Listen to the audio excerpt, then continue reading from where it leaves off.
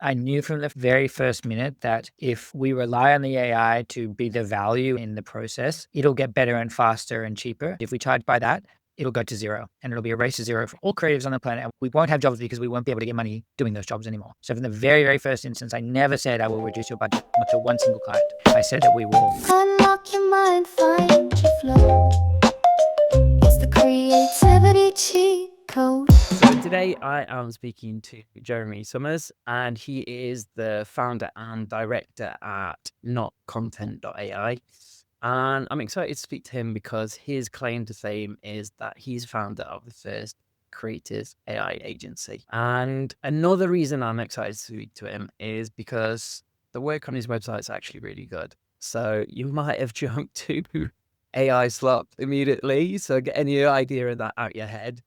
But obviously, it does open up a lot of questions like why AI? And I've actually been following him for a couple of years, so it's not a recent thing either. So we're going to get into all of that. So thanks for being here, Jeremy.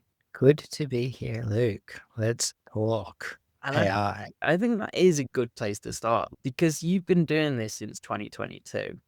And like anyone who's been following this for the last couple of years has known, I've seen like how much it's advanced. Like looking back now, how rudimentary and basic it was 2 years ago. The first question is really, what did you see in 2022 that made you think I'm going to start an AI creative agency? Yeah, I had a very cinematic dream sequence flash forward reading the very first like OpenAI like GPT image model white paper. And if anyone like the nerds of you out there will remember that there was this avocado chair. They prompted an avocado chair. And it just blew my mind. I had this very like I could see suddenly like years ahead of me how it changes everything I've ever done from being I started off as a teenager as a photographer in like black and white film studios, shooting on film and going into digital and then into graphic design and branding and web design and then digital and then social. And then I had a fashion brand for a dozen years where I did everything from designing fashion to like designing runway shows to lighting and music. And so like I've been through like this whole creative gamut over my life and career. And I just saw how even this very simple image model was going to change everything that I'd ever done across all of these industries. And so I nerded out just reading, no access to tools, just reading the paper. And then as soon as we started getting access to very rudimentary tools, I was all in and I realized also that I see what it's going to do. Could be a year, could be 2 years, could be 3, or could be 5 years down the road for all creatives in every discipline. And so I really was set on how do I start to picture this commercially? How do I start to use the tools? Can I use the tools for clients? How can I talk to clients about using AI when they don't even know about it yet? A different story 3 years later now, where everyone's seen everyone's aura and everyone's like scrambling to catch up. But at the beginning, I managed to figure all of that out and ship work, which if we look back at it now, probably should have not been in shipped compared to what we can do today, obviously with the tools. But a lot of this behind the scenes stuff about like how do we frame AI to clients? How does it change an agency structure? How does it change deliverables and rounds of revision and time? And how much do you charge when the machine is doing a bulk of the work and all of these things? I got really obsessed on all of that sort of stuff and had been in traditional agencies and digital agencies for a long time and had a lot of people to lean on to say, hey, let me come in and show you what's actually going on out there behind the scenes. We've got a lot of people doing Mid-Journey tutorials on YouTube over here, and a lot of people on X and YouTube giving just like AI news over here. And where are all the people using this for like commercially? Where are all the agencies? Where are all the creatives? And so I was just like hell bent on going as hard as I could behind the scenes, trying to figure this stuff out.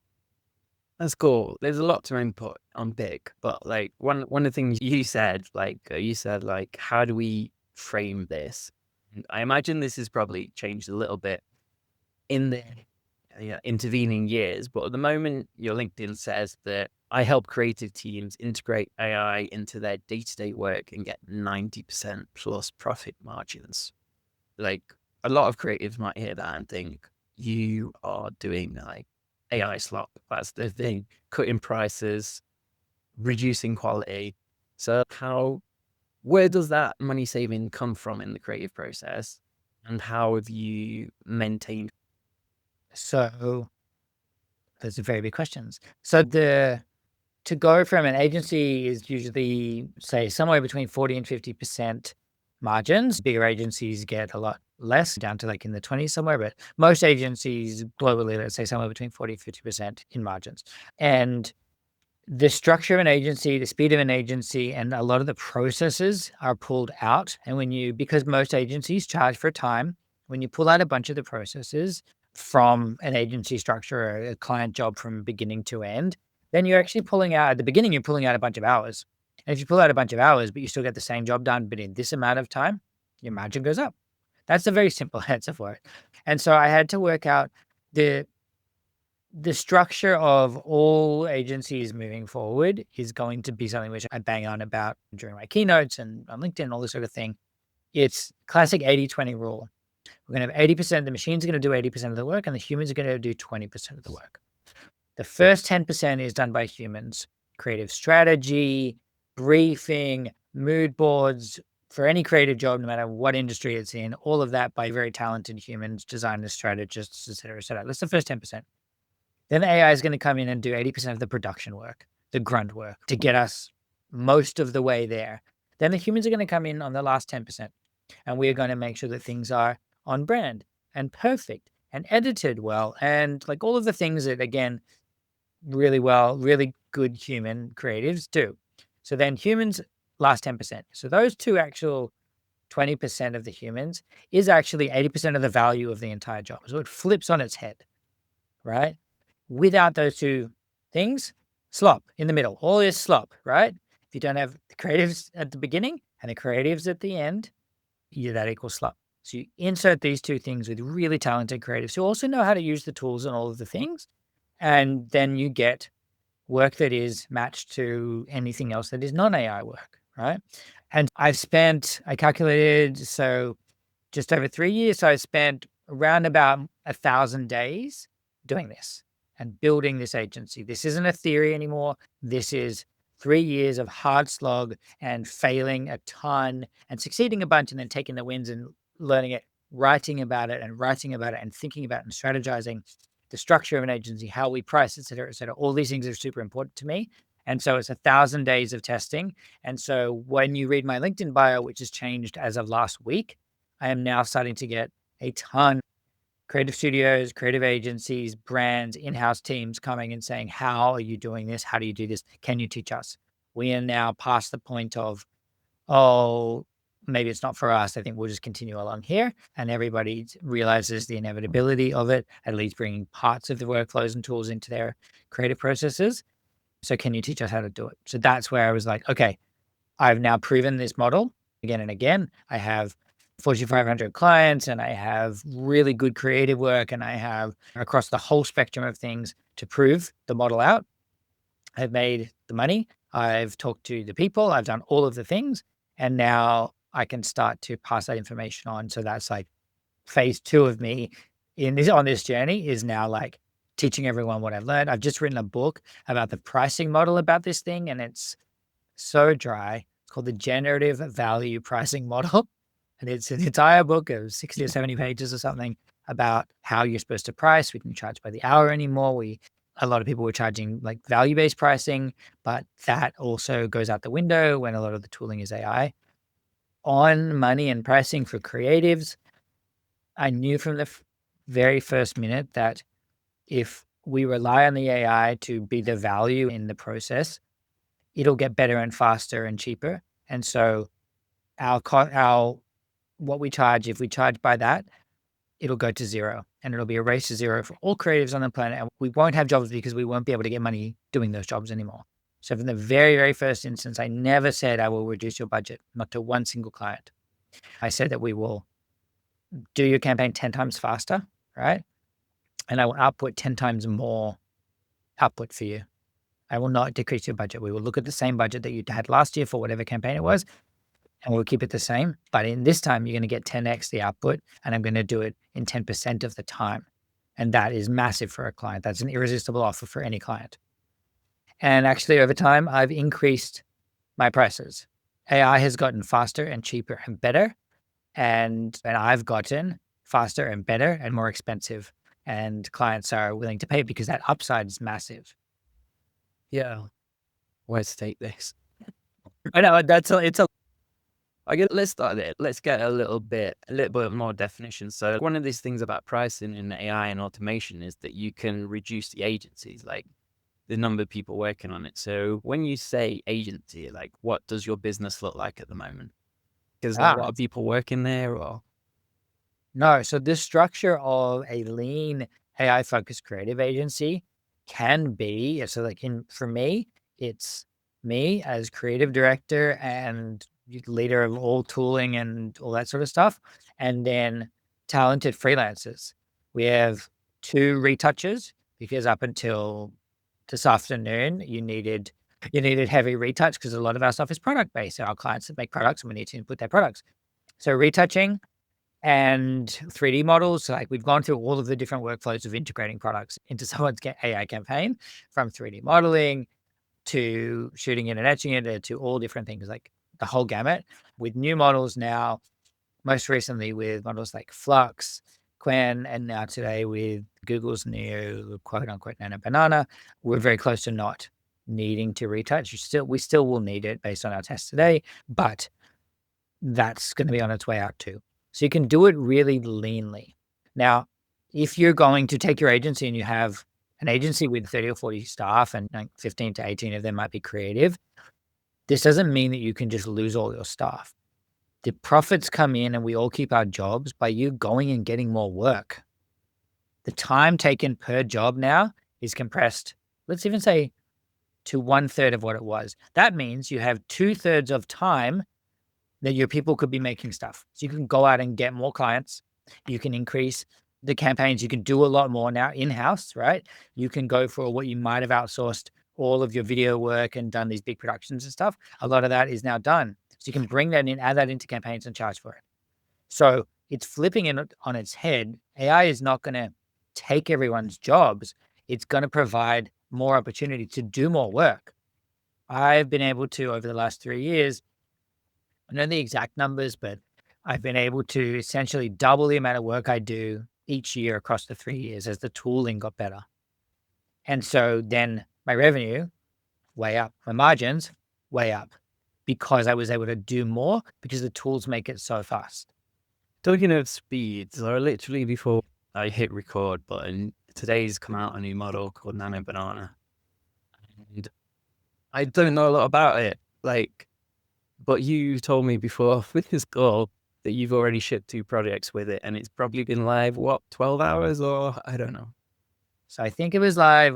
For me, it's 10 p.m. now. So it was probably live at lunchtime, my time.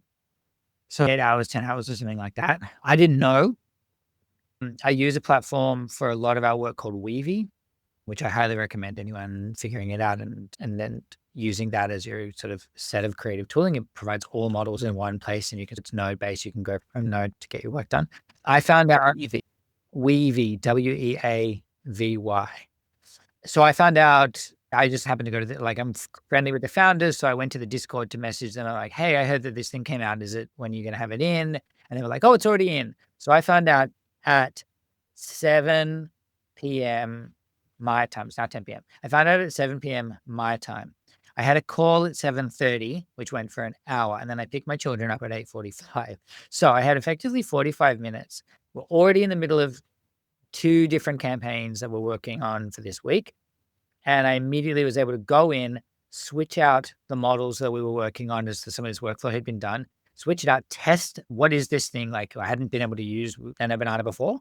And I just seen it, read about it, heard about it, switch out the models, run the things again, do a little bit of finagling and ship. And then on Slack over here, one client asking for the images that we'd actually worked on, my retoucher worked on over the weekend, my prompter had worked on over the weekend. We couldn't get this one thing done at all, just like wits end. And I was in the middle of writing a message to them when this thing came out, plugged in the model, ran a prompt, boom, got the image, upscaled, downloaded, checked for brand, did the final 10% and sent to client. Within the 45 minutes that I had before my meeting at 7:30 and then at 7:30 and at 8:30 to 8:45, done. And at the same time, ran the same model through the second client and shipped them their stuff as well.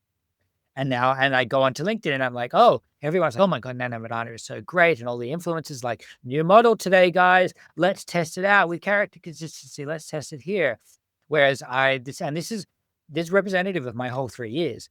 I'm behind the scenes shipping the products and making money with the things while everyone else is out being like, oh my God, it's mind blowing. Here's 10 examples of mind blowing things you can do with this. And I'm like, I have mind blowing examples of this. Like you can go into, just to give you an example of our scale and again, how under the radar I've flown, you can walk into any Urban Outfitters, Sephora, Target, CVS, Walmart, Walgreens in the US, something like 8,000 stores, and see multiple versions of our work across several different brands. You will not know that it's AI. It might be on packaging. It might be on an end cap. It might be on an in-store billboard. But in every single one of those stores, there's multiple brands which we've worked with on AI creative and campaigns, and that is in store. You can go on any sort of few times a year to Times Square and see our work on the billboards in Times Square. Or not. Let's pick on that a little bit because there's a lot of brands, and it happened to me just this week. Like I instinctively used AI to create an image because it was quicker than going and searching for something I want. Mhm. And it was generic. And the client asked me like, oh, is that from this certain region? And I was like, it's AI. So it was a generic skyscraper. Oh, They were like, oh no, like a lot of our clients don't want to work with AI. And so just please don't use it anymore. And that is something that comes up quite often. We're led to believe that like big brands are afraid of this. They're afraid of getting sued. And so like, are they coming to you with AI in mind? Do you have to convince them that AI is the right tool you should use for the job? Tell us about these conversations. Okay. I mean, so that's changed over time, over 1,000 days of doing it. Now people coming to me because it's AI. Like it's not content AI. We're the first AI creative agency. You're coming here because you know what you're getting. But even then we get brands that come who are like, not sure. They're like, our legal team, and we work with like big Fortune 500 companies with massive legal teams and had to get things over and over, like over different hurdles and finagle different workflows of doing things because every company has its own restrictions. Most of those conversations that you point out are around fear. The fact that there's no legislation around it yet, which there is not going to be for in most of Europe, so it's a bit further ahead. But we're not going into copyright legislation anytime soon. We're getting a few like big key lawsuits and things, but they're setting precedents, but it's not going to stop the train. And so we're very careful, very conscious. We do a lot of reading terms of service of different tools and different models and commercial use for models and that sort of thing. And so it just goes on a case by case basis when a client does come in and are not sure what to do. But as I say, the last probably like even 4 months, I would say there's been this real shift of, okay, pretty sure everyone realizes it's not going away, that they will fall behind if they don't start to talk about it internally, to have their teams use it in any sort of meaningful way. Most of the teams that I talk to, both in agency and internal teams, everyone's on the same plane at the moment. Some of the designers have gone and done some Midjourney. Everyone dabbled with ChatGPT. Someone might know Ideogram, or someone might have used Leonardo. And that's about it, which leaves you with a creative team of people with disparate skills. Now, this has never happened in the history of the creative industries. You want a job in a studio or an agency, you either gone to school or you haven't gone to school, but you know the exact tools that you need. Photoshop and Illustrator, there's a few tools. Everyone's at the same level when you walk into the agency. Some people had more experience and some people had less experience, but everyone knows the same tools. Now, there are so many tools and so many things, and all of it's new and the people who are inside are faced with all of this stuff. So there's never been a situation where we've had to get everyone back on the same page, right? The closest thing is, oh, Slack exists. Everyone, we're using Slack now, and everyone has a little bit of Slack training, right? That's the closest thing. But this isn't Slack. This is a complete reformation and rebirth of every creative tool that we've ever used. And how do you get your team on the same page to work like that? So that's what I've been really focused on doing the last few months. And that'll be probably my next year, at least, of moving forward, is teaching teams how to do that. Yeah, I think recently, right, the reason that you've probably seen it in the last few months is that the tools have just crossed that threshold, in my opinion. Like, you could always get something out of it, but it was the amount of times you had to roll that dice before you Sure. get to the one that was the thing that you were looking for and the work you had to do. And now it's like way easier, and the quality's just raised a lot. Like it's a lot less janky, and like I'm intrigued to see what Nano Banana brings of the next evolution and this constantly evolving kind of train we're on. Yeah. And the people who are winning in terms of being able to use it for any sort of commercial output or actual output over making a Instagram or a LinkedIn carousel or whatever are figuring out how to get around. They know the workflows, right? It's always going to be workflow. One tool is not going to do everything for us. At some point it might. However, we're probably 2 years away from that. Like Nano Banana is out today and it does some things really well that we couldn't do before. However, it only does it at a really small resolution. So if you don't know, one, that upscalers exist for stills images and how to use them, and then to video and how to use it, then you're stuck. You're stuck with this tiny little picture that might be great. It might be on brand, this thing, but you cannot ship it. And so all of these things that people are really, everyone is still so excited about. Oh my God, look at the fidelity of the fox wearing a medieval armor. Look at the fidelity of it. And look how great this like doomsday zombie trailer looks, like this fake trailer that I've made. Look at it. Oh my God, it's so realistic. This is where the majority of people are, right? Not, hey, I wonder if like when we put that on the package, if we're going to scale that up or if we can create now a foil to put on top of this for the box or like this sort of thing, like the actual detail of design work, the detail of creative work. And so there's a whole bunch of those, the boring bits, which people are not learning. You cannot learn by going to a Midjourney Stan's like YouTube channel. So that's all the stuff that I'm super focused on. Again, the boring stuff, the same way that I was focused on the pricing model and the structure and the client scripts and all of this sort of thing. There's boring stuff within the creative tooling and the workflows that teams need to know to be able to use it in full.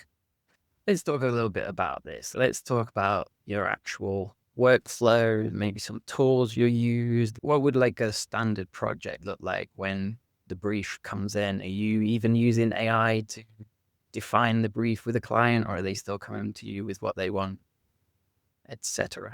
Okay, so we'll take an example. So we've got a couple of different clients who are on like content retainers.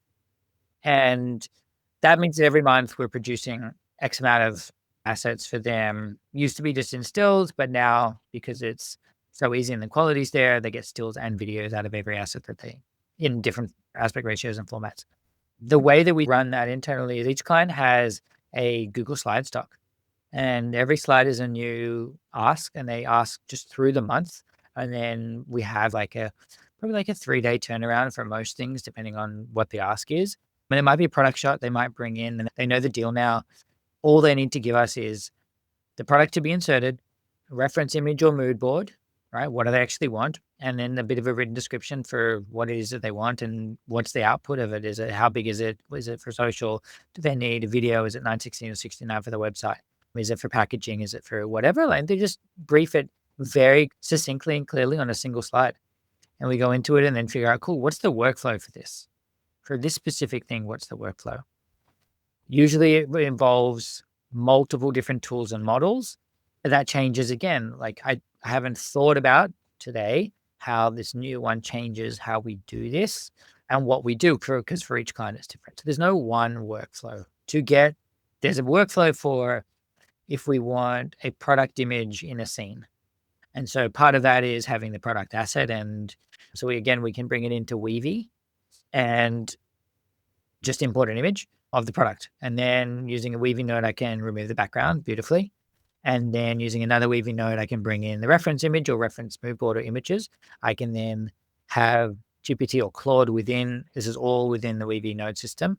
I can have it describe the image to me. I can have it then, just like you would do in what we previously would do in GPT, help me describe the scene and the lighting and all of the bits and pieces. And then I can take that, I can put it into generate images with any image model I want through Google image models or Creo, or Leonardo, or Flux, or any of the image models that I prefer for a specific job. And the different models are good for different things. And then I would take those two things into another node called the compositor node, which is just like a quick Photoshop layers like sort of thing. But again, it's still in the program. And then position it, like photo bash it basically onto here, and then take that out into usually Flux. Now it'll be Nano Banana. And so I'll do it in Flux and Nano Banana and in WAN, all of which have like natural language editing. And I will tell it, make this look realistic with the lighting, et cetera, et cetera. I will give it a nice prompt for it and then run each of those models concurrently in the same screen and see what the output is. And then I can run them 10, 20, 100, 1,000 times again each and adjust, et cetera, et cetera. And then once I find the image that I want, it'll go out into another node, which will be either a Topaz or a Magnific upscale. And again, you need to know how to use the parameters for each of these different nodes and each of these different tools. And then from upscale off to video, depending on what we need the video to do. Is it rotating? Is it this? Is it flying away? Whatever it is, got to know what the video models are capable of. Video to video upscale, and then output, and then straight to client, back into their Dropbox, and then just done. But what we do is we build a system for that. So all those nodes that I've just explained to you across here, when the next image comes in and I know that it's going to be the same workflow, now I just drop it into the beginning and hit go, and I have now a system to produce that content. So now it does it in seconds rather than minutes or hours or days or weeks. Yeah. Because how automated is it? Like, is it literally drop it in a folder and then it'll go through the whole process? And you can do that. You can do that, but you're missing the two key pieces, the beginning and the end, right? The human stuff. And so my bar is not slob. My bar is production level quality, ready to go out into the world, whether it's a social post or it's a billboard in Times Square, it's here.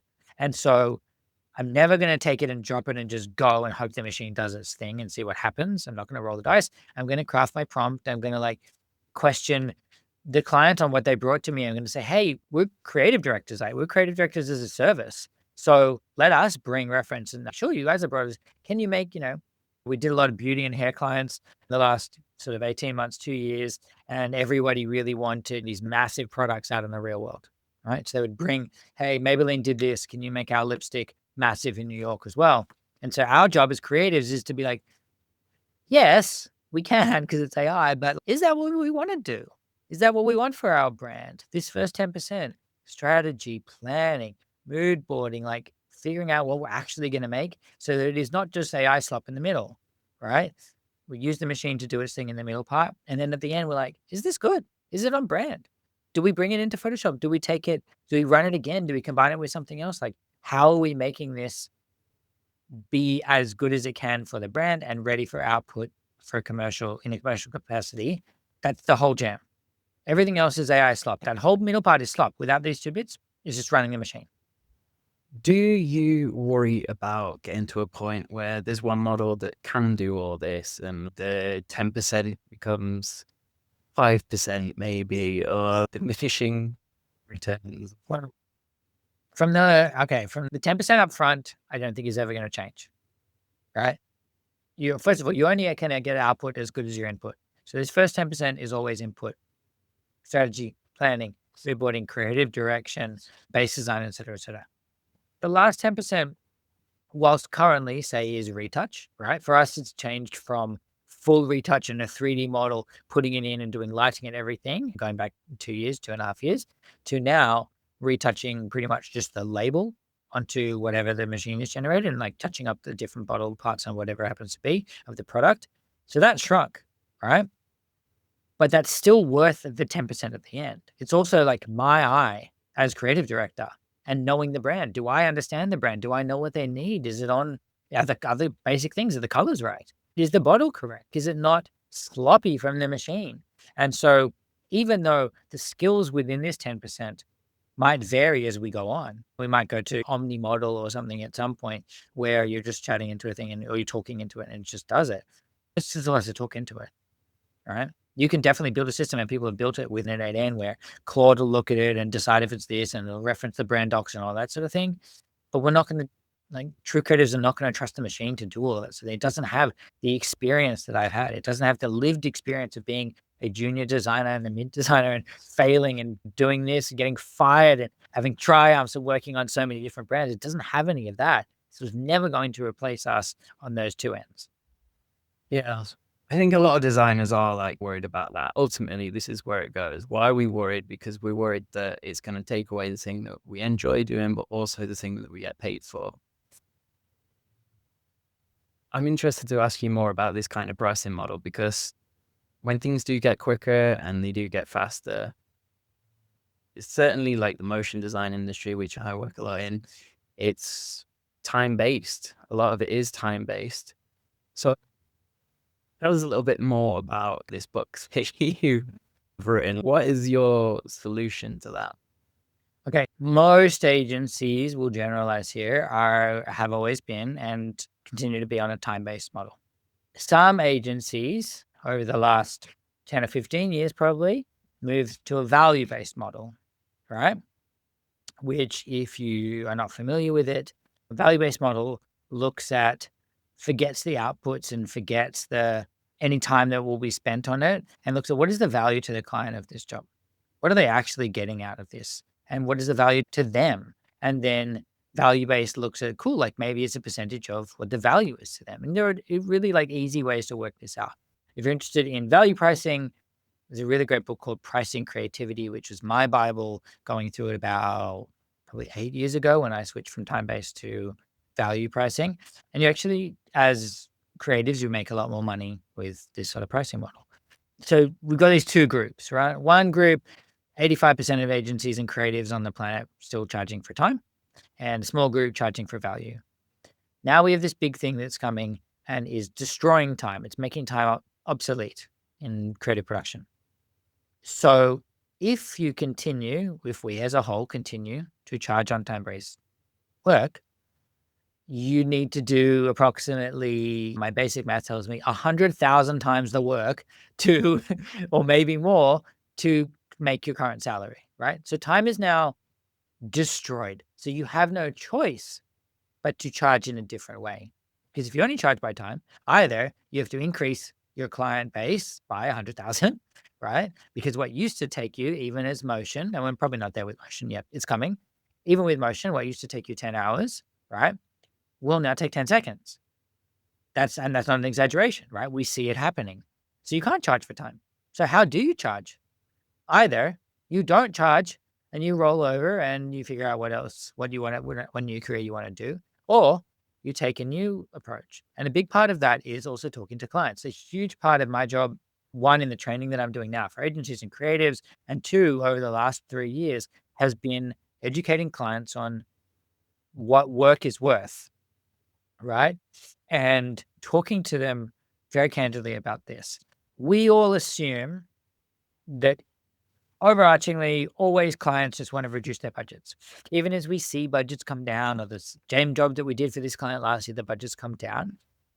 I knew this at the beginning, and every single client that comes through the door, even before they're a client, we run this quick little exercise that takes 30 seconds, right?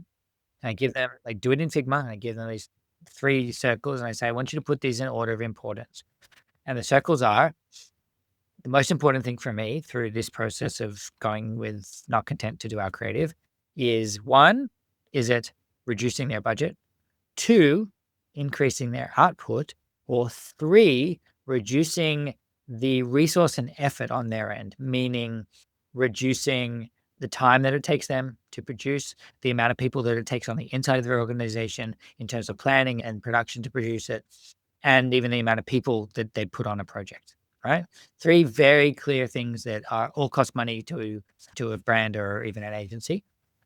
And not even overwhelmingly, every single client, from the Tommy Hilfigers and the Adidas and the Sephoras and the Supergoops, down to the owner operator brands that I might be working with who have a $100,000 business or even less, every single person said the same thing. Now, you and I would guess that it was to reduce their budget, but that is incorrect.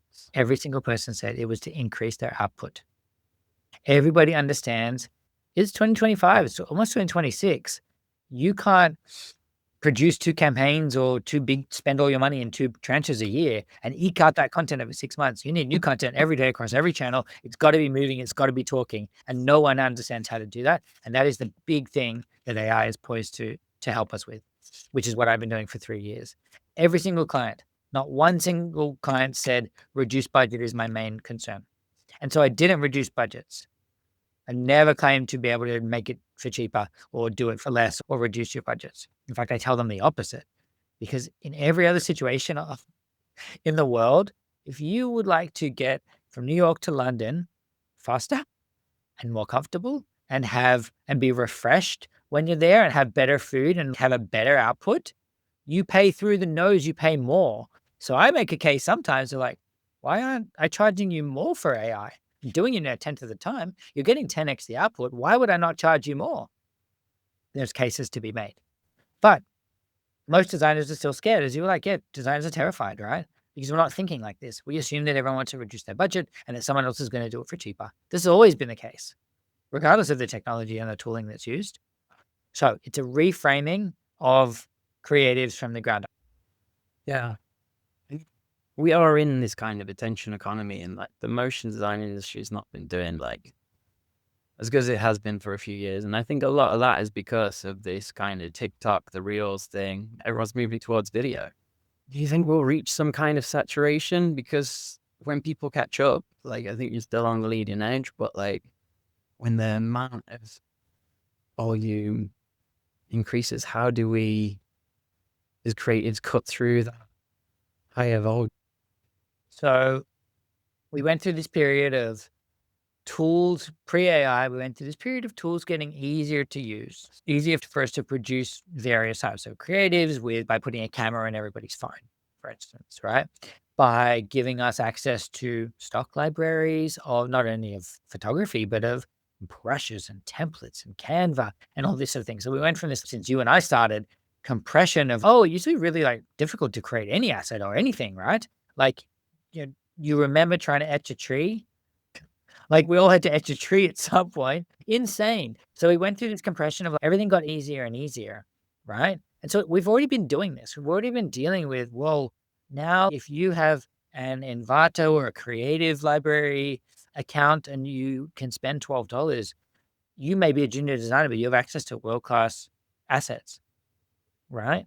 And so we would buy them instead of make them. And then you could do whatever you want with them and sell those to brands. You could just buy a branding kit and then go sell that to a brand. Like it's gotten easier. We've been going through all of this already. We think that because it's AI, oh my gosh, what's going to happen? And we've never dealt with anything like this. We've been dealing with it the whole time, right? It's not as scary as it seems. We end up with is needing as creators to produce new forms of media.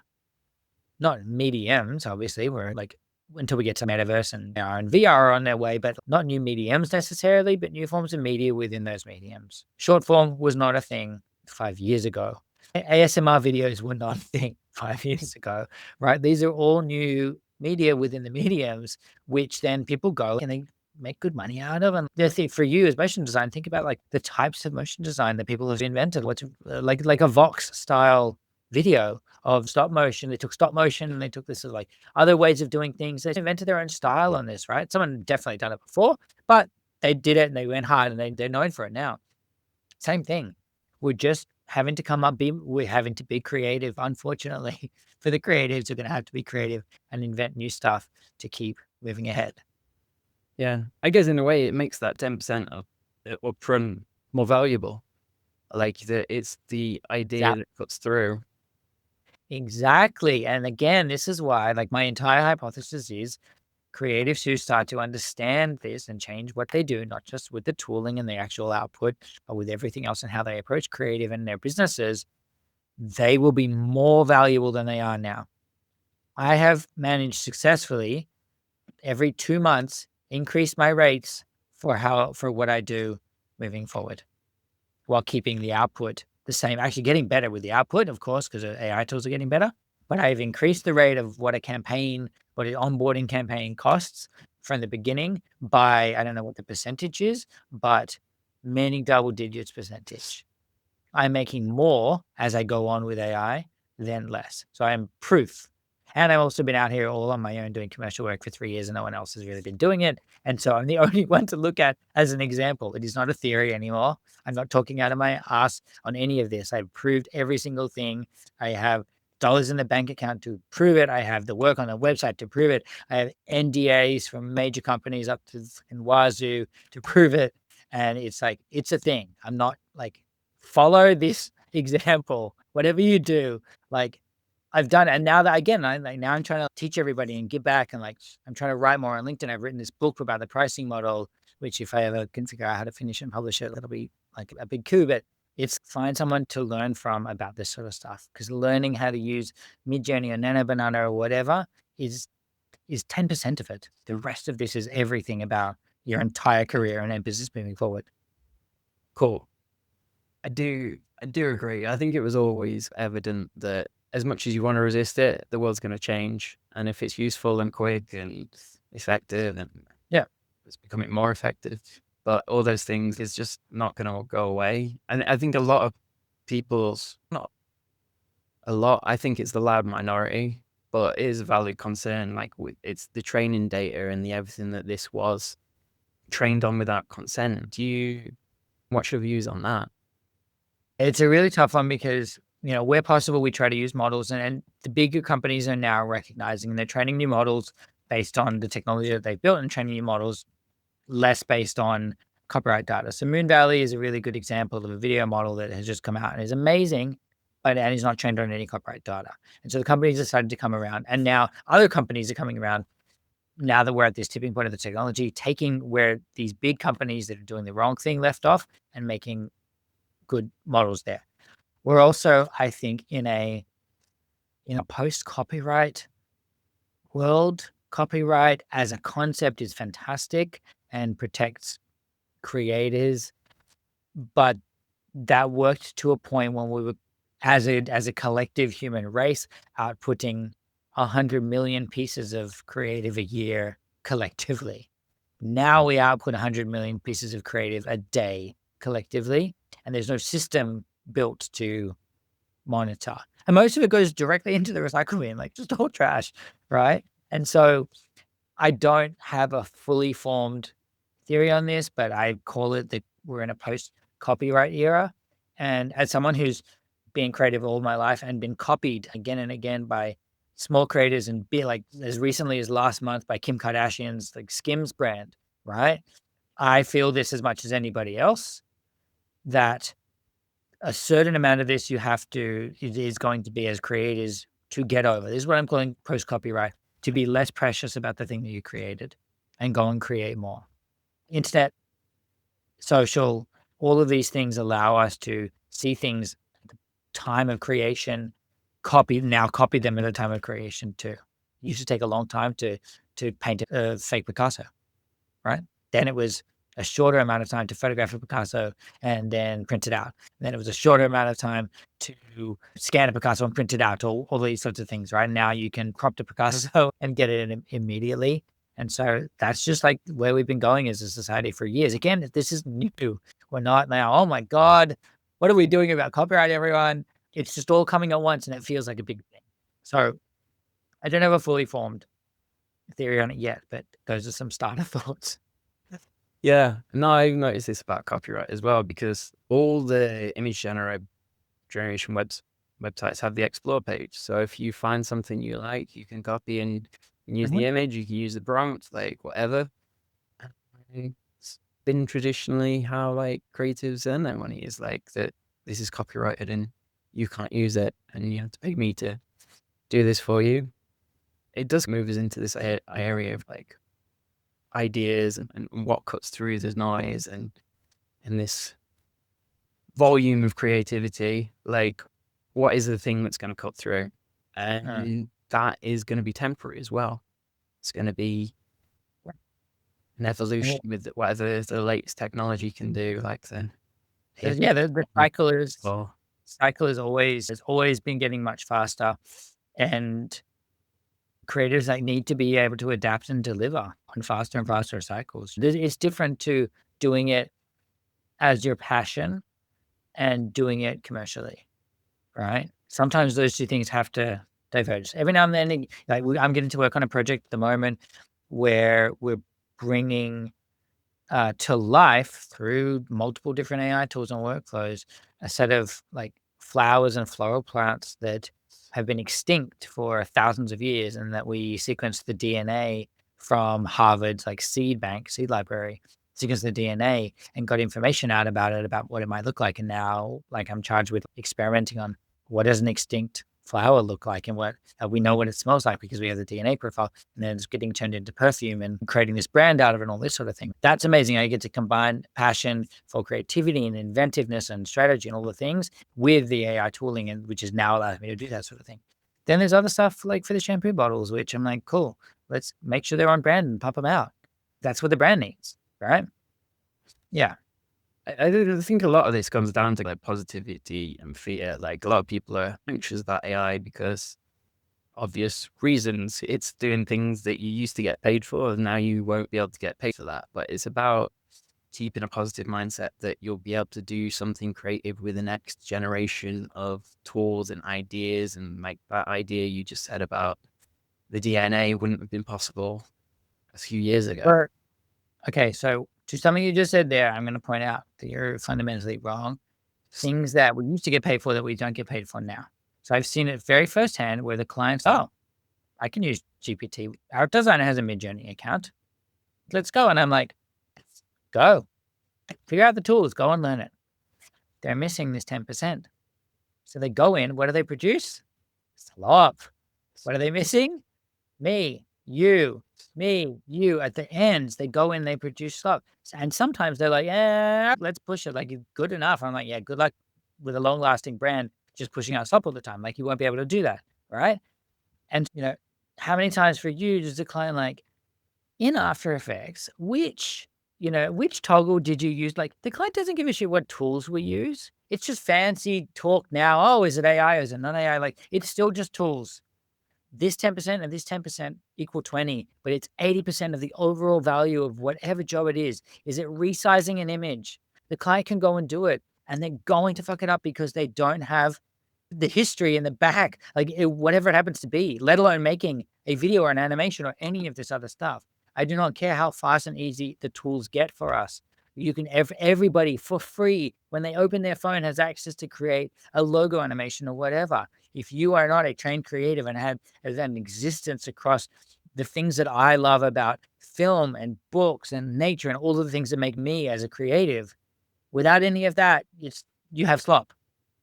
10%, 10%, slop in between. You remove either of those 10%, so you remove one of them and you got slop on the other end. It's very true. And I've seen clients go away, try it, and come back and, yeah, no, it was not good. We tried not to pay you. And I was like, I know, that's fine. Welcome back. Yeah. Letting your fear you're letting your fear get in the way. I gave a talk a couple of years ago and I was like, I realized that creative's fear of AI mimics the 7 stages of grief, right? You go through despair, denial, you go through anger, you go through all of the things. Then you eventually get to acceptance, and then you get to move on and you're like, oh, I'm going to use this.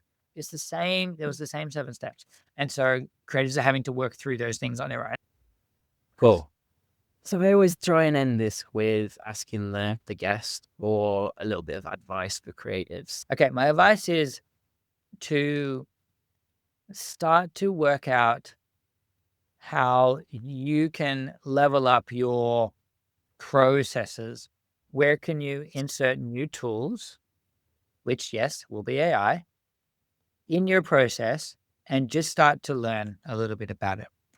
The big advice is for all creatives is learn value-based pricing or generative value-based pricing, should the case be it. Learn how to not charge for time. And a big part of that is, especially for those of us, most of us creatives, we're not good salespeople. We do not like to talk about money. Like, this is all scary shit. The book, so my Bible on value-based pricing is called Pricing Creativity by Blair Enns.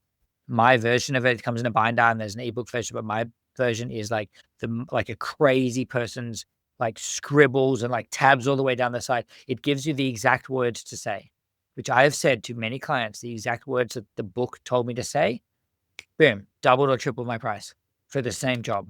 This is not a joke. The book costs, it's like $200 or something like that.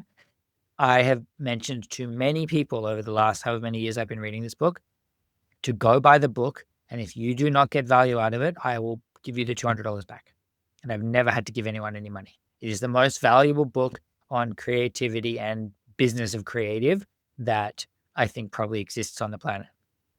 Like, that is, it's just phenomenal. If you want to watch videos about it, like Chris Do in the future, like he draws from Blair. I interviewed him, like he draws from this book a lot and has made like a ton of money speaking and making YouTube videos about all of the principles and how to do the scripts and everything from Pricing Creativity. So go watch Chris Do in the future and all of these things. With the way that you watch it, he's a bit fancy and he presents it and you're like, yeah, but that would never work for me. Fine for you with your agency, with your $1 million clients. I can tell you that it 100% works and is a great reframe to where we're headed with it. Do you want to plug your own book? Was it not live yet? No, it's so close. It's in like the stages of turning it into a visual, like a PDF where it's visual, et cetera, et cetera. You can go follow me on LinkedIn. That's my plug. You can go to LinkedIn or go to Not Content and search Jeremy Summers, or I'm sure you'll put something in the show notes or whatever. Put my LinkedIn in. That's where I'm like focused all my time in terms of getting everybody up to speed on what's going on, where I talk about the book and I talk about the pricing models, and those posts always do really well. Like a lot of people sign up for like pre-release for the book and that sort of thing. I'm now here talking about a book and it's insane to me that I've even written this thing. So I don't know when it's going to be ready. I'm starting a community for creative, like for agency leaders. So if you run an agency or like a big in-house team, you're either a C-suite or creative director or executive creative director, I'm starting a private community to run through all of this stuff as like cohort-based things so that everyone can rise up together. And then I do like corporate training for like specific teams and specific agencies based on what they do in-house and do all that sort of stuff. The small things that I have to do. Awesome. Nice one. Thanks.